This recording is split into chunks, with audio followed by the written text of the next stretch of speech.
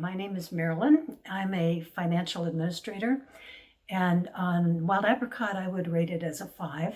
And for more reviews like this, click below.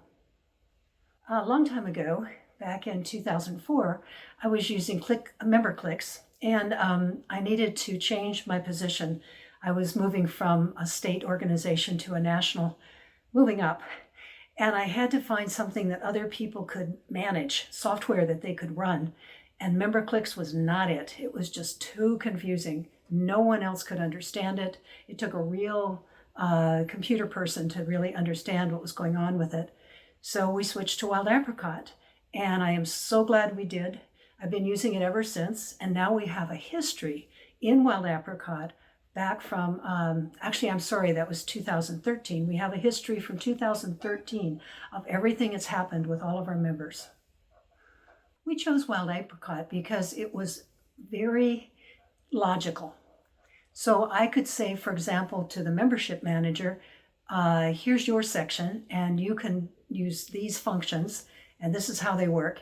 And the membership manager could learn that within an hour, maybe a couple hours, and then they were free to do whatever they needed to do. I could do that with each one of the volunteers that we had working on the software. And they were all, after an hour or two with the software, they were fine. They were off and running. We got started with Wild Apricot very easily because we were able to import all of our membership using the import function. And we set up our basic website. They give you some templates so you can choose the one you want. And in fact, we've updated since then so that we got to choose another website that we liked better. Another template that was more modern.